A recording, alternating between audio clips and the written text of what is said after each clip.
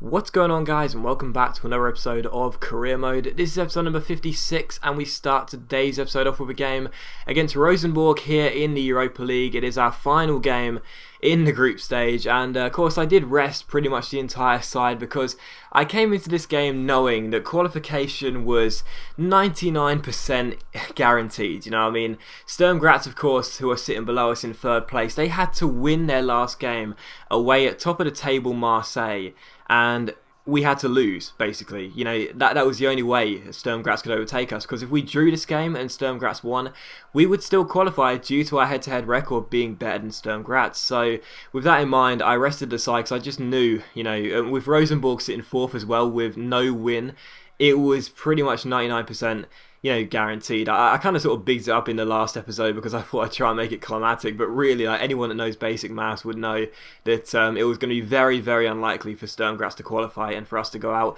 And in the 7th minute here, we did actually take the lead. Junior Stanislas, who played really well in the last Europa League game against Marseille, gets an assist here for Michael Ngu, who heads the ball into the back of the net just 7 minutes in. It's a diving header by Ngu. And it looked really nice in next-gen animations, but yeah, it was a good finish. It was a nice team goal as well, of course, starting from the back with Nyland, who, you know, I'm probably going to look to send out on loan in January. I know you guys prefer him to McGregor, which is really weird because you guys seemed really like against Nyland. Then I bring in McGregor, and then everyone like seems to like McGregor for like one episode, and everyone hates McGregor, and suddenly everyone likes Nyland again. But yeah, I'll probably look to send Nyland out on loan in January just to see if that can fix his potential glitch, and then we can hopefully see his development like Ryan Gould's development is showing in the squad reports. He's growing in attributes. Hopefully that'll be the same for Nyland, and it was actually Ryan Gould, who I was just mentioning there, who got the second goal of the game in the 51st minute. Some nice skill by Stanislas. Once again gets another assist, and this time it's for the head of Ryan Gould, who's a little man, but it's another header for him. I think that's 2 headers since he's came back from loan, which is crazy. But yeah, Gould gets the header, and that makes it 2-0 to Millwall. So Rosenborg, who hadn't had a single win in the group, they're gonna claim the wooden spoon regardless. Like, it was so obvious that we were gonna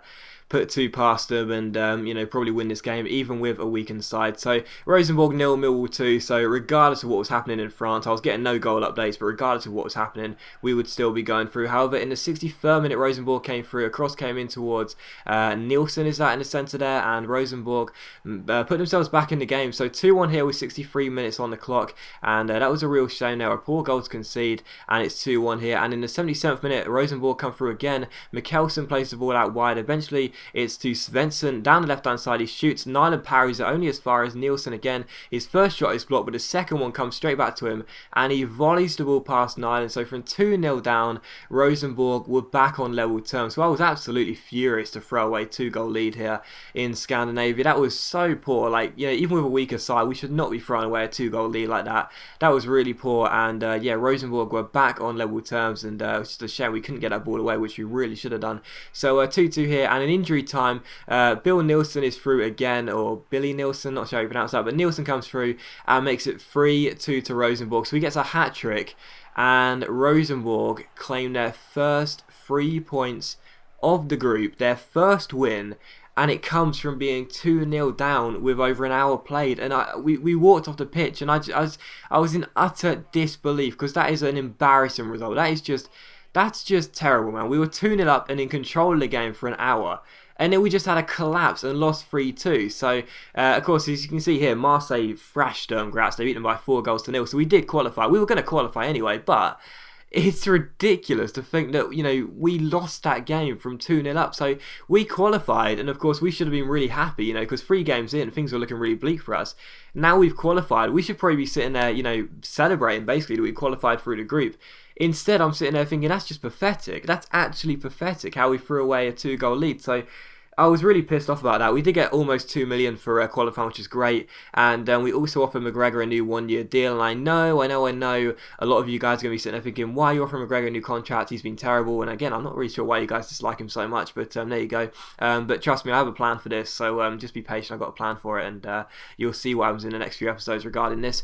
But anyway, we came to the next game against Aston Villa away from home at Villa Park. So after that embarrassing 3-2 defeat away at Rosenborg, I knew we'd have to go and get get a good result in this game, of course, because we don't play very well away from home. I mentioned it in the last episode, we barely get wins, and we barely get points, to be honest, away from home, so it's not a real surprise. However, we came here to Villa Park looking to bounce back and actually get a win away from home, because we've been playing so badly away from home. We need one win, to really spark us into life, and hopefully that will put an end to this, ridiculous sort of not glitch, just sort of some like anxiety we have from playing away from home. Hopefully, if we can get a couple of wins under succession away from home, we can start looking a lot more better on our travels. But we did take on Villa, who are sitting one place behind us in the league, and the first chance did come to Villa in the 4th minute. Gabby Bonglahor's shot was well saved by McGregor at the near post, and it was still 0-0 here. So Villa had the first chance, and in the 12th minute here, McGregor catches the ball, and as per usual, we play from the back. He gives the ball to Kelvin. Kelvin gets past his man with a lovely McGeady spin, finds Chavez. Chavez gives it to João Vitor. Vitor plays it out wide to Larson. First time ball through to Brian Carrasco down the left hand side. Beats Kieran Clark with the scoop turn. Then a reverse step over and shoots, but he finesses the ball just wide of the post. A good chance there for Carrasco. Still, of course, captain as Trotter is injured at the moment. But in the 24th minute, Villa come through. Gabby Bonglahor is played through, and he chips the ball over McGregor to make it Villa 1, Millwall 0. So 24 minutes in, we're behind at Villa Park, looking like we'd have back-to-back defeats here. And I was just thinking, oh, for goodness sake, like we can't seem to do anything away from home. It's just embarrassing. And it was Villa 1, Millwall 0. But in the 33rd minute here, Akore dribbles the ball through, plays the ball over the top to Vyman. Fabricio plays it backwards, and McGregor.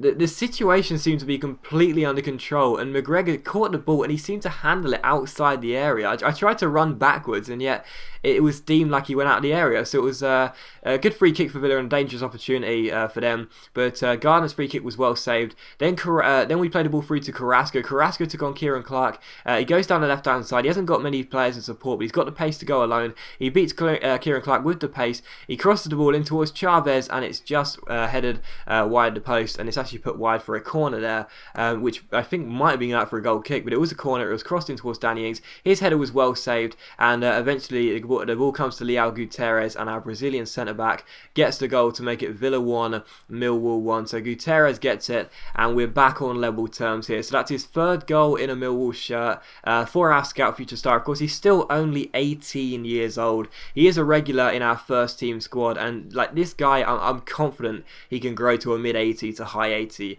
rated player, because he is such an awesome centre-back. He's 6'3", so strong, and he's an awesome player. So Gutierrez makes it 1-1 here, gets his 3rd goal in a Millwall shirt and his 1st of the season for the Brazilian centre-half. That made it 1-1, and in injury time in the first half here, Eden Nilsson goes down the right-hand side here. He ends up playing the ball through to Kelvin down the right-hand side, his Brazilian teammate. Kelvin faker bonus to stop the ball, then tries to do the drag back fake, and the referee gives a free kick here as Kelvin hits the deck. I actually thought that it shouldn't have been a free kick, because Akore seemed to get the ball and poke it away first and then get Kelvin, but I guess I can see why the referee gave it. Free kick here. Larson stood over it. I thought, do you know what? I feel confident when I'm taking free kicks with Larson, so I'll take the free kick and try and score, and I did just that. So Larson gets another free kick goal. That's his 3rd in a Millwall shirt, and that is his 2nd of the season as well. So Larson with another free kick goal, and yeah, it was a really good strike as well. It was such a tight angle. You have to ask questions of Brad Guzan, no doubt about it. I mean, if you're going to get beat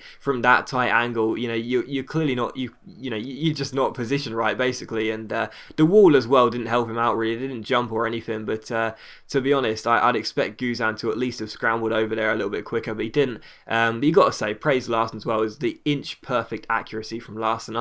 I'm so glad I'm starting to actually be able to score free kicks now, because like they were just something I just could not do, since like FIFA 12 or FIFA 12 I'd say. But now I've started to get a little bit better. Of course, only with Seb Larson. Anyone else and the ball goes miles over the bar. But even so, it's 2-1 here. And in the 49th minute, Gabby Bonglahor goes through. McGregor makes a great save, and then Benteke lobs him, surely going to find the back of the net, but the Belgian can only put the ball wide. So that was a heart and mouth moment there as McGregor came out. He did well, but Benteke should have scored, and it was still 2-1. But in the 83rd minute here, Villa are onto the ball, but Gary Gardner loses out to Leao Gutierrez, having a great game. The ball ends up coming to Liam Trotter off the bench, trying to get him back some fitness, fresh from his injury. The ball goes played through to Stanislas. Stanislas tries to poke the ball past Guzan. He does do that. It's cleared away by Villa, but in the midst of all that, Guzan took down Stanislas and he got a red card. So Guzan, who wasn't really playing that well, also gets a red card too. So the American goalkeeper is sent off, and Villa are down to 10 men. The Stanislas wins the penalty again. You know, I can see why it's a penalty, but a debatable red card decision considering the fact that Villa actually managed to clear the ball away. But Guzan was sent off, and then I didn't realise this, but Villa made a sub and they brought on Johnson for Gary Gardner. They still had a goalkeeper on the bench, but they didn't bring him on. So we had a penalty, and Villa must have made 3 subs, and Benteke was in goal for it. So Christian Benteke was in goal for Villa, the Belgian striker, against Brian Carrasco here with 5 minutes to go. I couldn't stop laughing, but Carrasco stepped up. But I stopped laughing when Benteke saved the penalty. So Christian Benteke, the striker, goes in goal for the last 5 minutes and saves Brian Carrasco's penalty. It was just ridiculous. And, you know, if his day couldn't get any better, in injury time here, Liam Trotter collects the ball, gives it to Carrasco. Carrasco then chips it over the top to Liam Trotter. Trotter then finds Eden Nilsson, our right back, down the right hand side. He plays the ball through to Liam Trotter, who goes through 1-on-1, and again Benteke makes the save. So 2 incredible saves by the Belgian striker who had to go in goal there. I can't believe I didn't score. Pretty embarrassing for me, but even so, I think Benteke is definitely going to be filling in for Guzan during his suspension. But as always, guys, a big thank you for watching today's video. Yeah, this is the end of the video. So as always, a big thank you for watching today's video. I really hope you have enjoyed it. If you have, please leave a like. It's much appreciated, and it really does help my channel out. And I'll see you for the next episode of Career Mode very soon.